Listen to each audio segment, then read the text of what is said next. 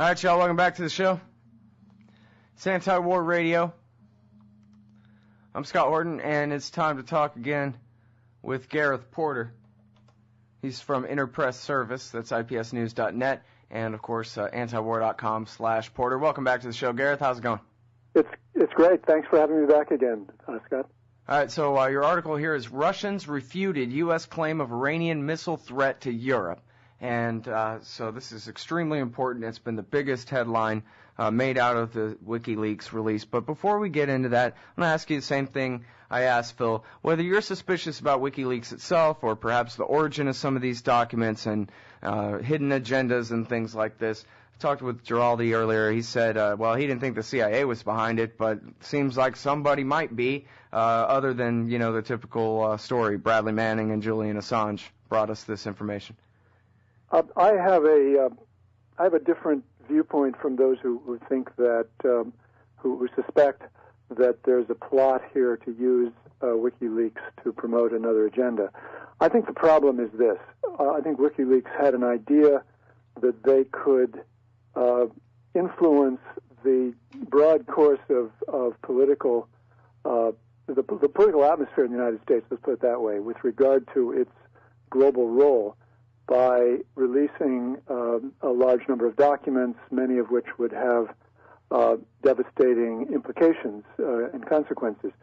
I think what they failed to take into account is that the communication system in the United States, and indeed in the industrialized world, is such that it is inevitable that if these are filtered through the commercial news media, the result is going to be almost directly the opposite of the one that they intended. I think that it was a strategic mistake on the part of the leadership of WikiLeaks to have a strategy that would assume that somehow the message would get through this filter. The message that they intended to get through the filter would indeed get through. That the truth wins in the end. Well, exactly. And it so doesn't in a world with the New York Times. Exactly. I'm prepared to now propose to WikiLeaks that they completely reconsider their strategy and, starting right now, stop releasing any documents to the commercial news media, and instead give these documents to alternative news media in the United States and in other countries, which they can have reasonable confidence will not do what the commercial media have done, which is to spin them in such a way as to produce precisely the opposite message in many cases. Mm-hmm.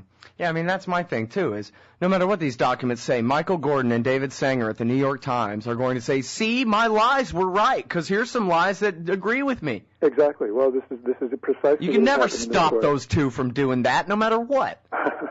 Exactly. David Sanger appears to have extraordinary power at the New York Times to determine the line that will be taken in all New York Times coverage having to do with Iran. I don't know why that is, but that is indeed the indication on the basis of the coverage that they have repeatedly made of stories related to Iran and the role that Sanger has played in them. All right, now hit them. Russians refuted U.S. claim of Iranian missile threat to Europe. What's that? Well, this is a story about the WikiLeaks document, what I think is one of the most important, certainly, of those documents. A document which describes in great detail, it goes on for 19 or 20 pages, a meeting between Russian and American experts from various agencies, State Department, and State Department was, I think, the dominant one, if not the only one on the U.S. side, but in the Soviet side, it was certainly Defense Ministry as well as Security Council represented on the delegation. And it was for the purpose of assessing the threat from Iranian missiles, specifically a threat to Europe and, ultimately to the United States and Russia. And the New York Times, of course, covered this as a front-page story in which they made it sound like this was a report of a secret U.S. intelligence assessment, which had somehow been sent out to all U.S. Embassies or something, which indicated that the United States had the hard evidence that Iran had acquired these mysterious so-called BM-25 ICBMs, or intercontinental ballistic missiles, which could reach the United States and Russia. Now, are these purported to be three-stage rockets, then, that go to outer space and drop a bomb on Houston like the Russians could? Well, this is very ambiguous. In fact, I've done some research on this, and at least at an earlier stage, this purported BM-25 was considered to be a single-stage rocket. So, I mean, it's not clear how it was being played in the past, but they were suggesting in this New York Times piece that Iran had acquired this, and U.S. intelligence was now quite certain about it. Well, hardly anything could be farther from the truth than that story. The reality of this meeting was that the United States said, we believe that Iran has acquired these BM-25 missiles from North Korea, but they did not have any hard evidence, and the Russians systematically destroyed that position, repeatedly giving specific information which refuted the U.S. position. Not only on that specific question of whether Iran had acquired the missile from North Korea, but whether the missile indeed existed at all. The Russians challenged completely the idea that the United States had put forward that there was such a thing as the BM-25 missile. They said there was absolutely no credible evidence to support that there had never been a test of such a missile either in North Korea or in Iran, that it was completely incredible that Iran would have purchased such a missile from North Korea without it ever having been tested. I mean, what sort of leadership would be dumb enough to buy a missile that had absolutely no testing to support the idea that it would work? Do the Americans in the documents report that in their report that they said to the Russians, trust us, we know that this is true? Or they just said, we kind of think this? Or what is this? There was no such confidence expressed on the American side. See, that's what I thought, too. I didn't find any in there. Yeah, you get the distinct impression from this report that the American side was saddled with a position that they were not really confident of, and that they had to go through the motions of putting it forward, but they did not have that much conviction behind it. Mm-hmm. Now, so first of all, you point out this is the big New York Times story, but this is the big New York Times story. When the WikiLeaks came out, this is their lead. Oh my God, the WikiLeaks show that the North Koreans have sold these missiles to the Iranians that are way better than their old ones. They can hit all the capitals of Europe now, and no wonder George Bush and Barack Obama agree that we need anti-missile missiles on the Russian border in Poland. And yet, here comes fair.org. New York Times oversells WikiLeaks Iranian missiles story. There's you at IPS and antiwar.com. Russians refuted U.S. claims of Iranian missile threat to Europe. And even in the Washington Post today, there's a little bit of checks and balances for you. John Pomfret and Walter Pincus say experts question North Korea-Iran missile link from WikiLeaks document release. Yes. Now, does that mean that the New York Times is going to run a front-page retraction tomorrow and all the TV stations are going to say, sorry that we told you that was true, when it's clearly there's nothing to back that up other than a wild, unproven assertion? Well, I would not hold your breath for that, Scott. I'm certainly not going to hold mine. Let's face it, the New York Times is not going to admit that they pulled one on the public in this regard. I mean, what they did was beyond anything that I've ever heard of being done by a so-called reputable news outlet. They gave a highly distorted, one-sided account of the story, and then suppressed the document. They refused to publish the document, which would allow people to compare what they said about the document with the document itself. All right, hold it right there, Gareth. We'll be right back, everybody, with Gareth Porter from Interpress Service and antiwar.com. All right, y'all, welcome back to the show. This is dang old Anti-War Radio. I'm Scott. I'm talking with Gareth Porter from Interpress Service and antiwar.com.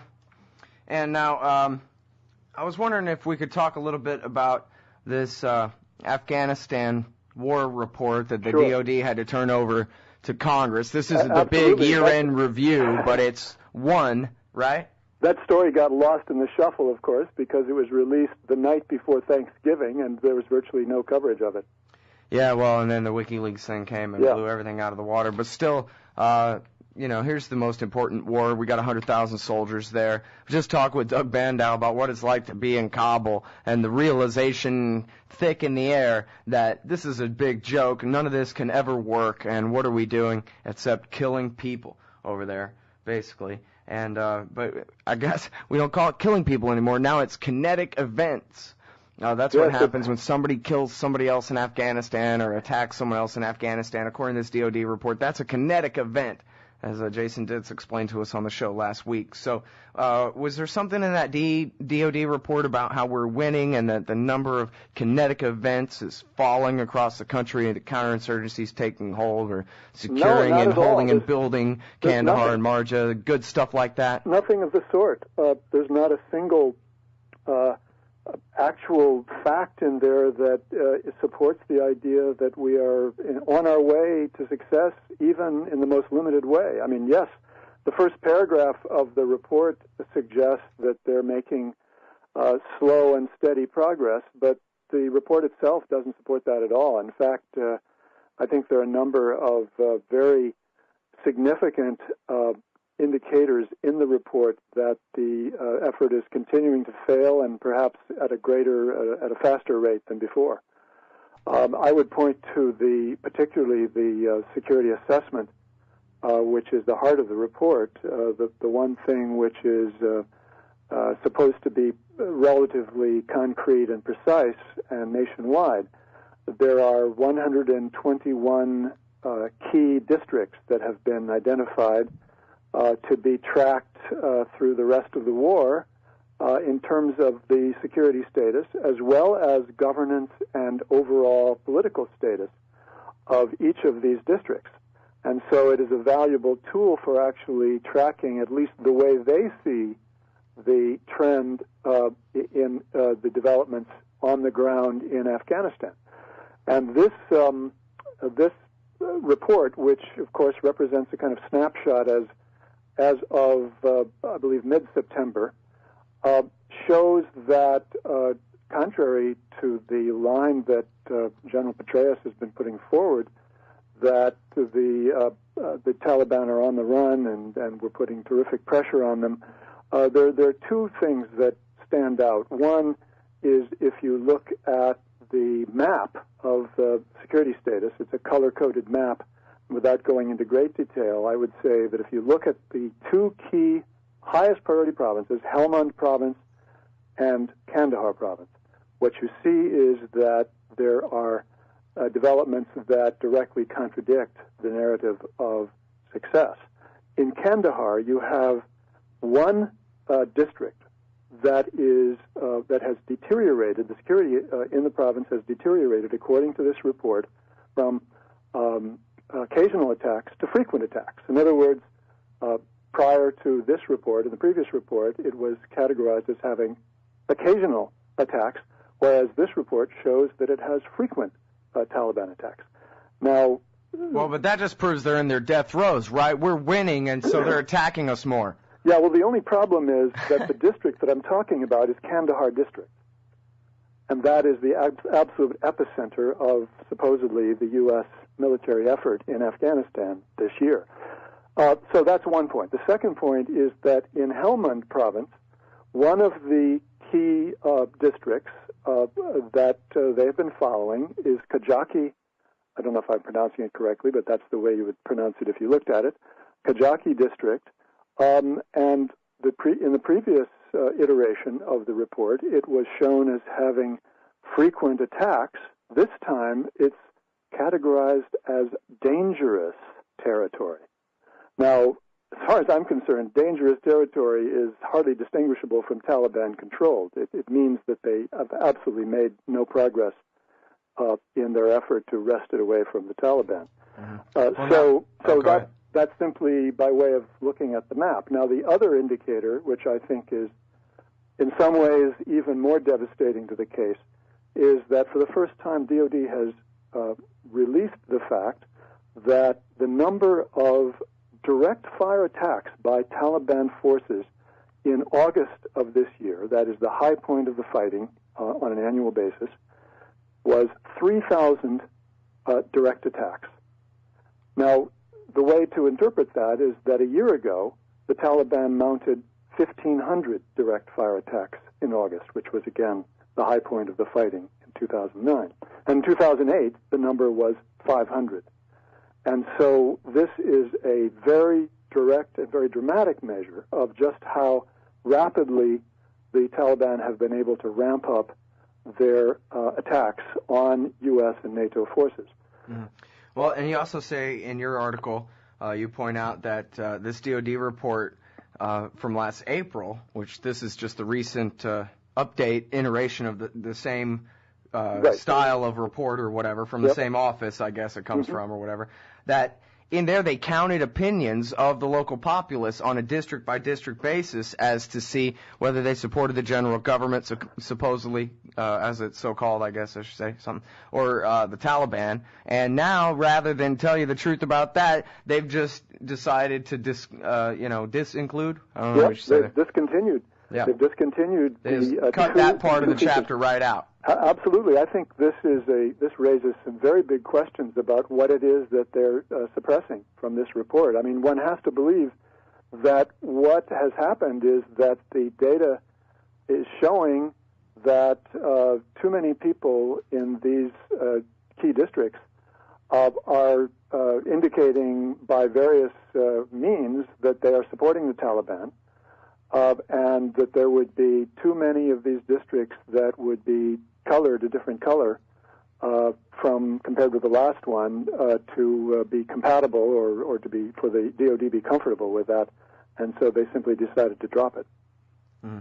Well, now, and you also highlight the fact that the Pashtuns make up only 3% of the Army.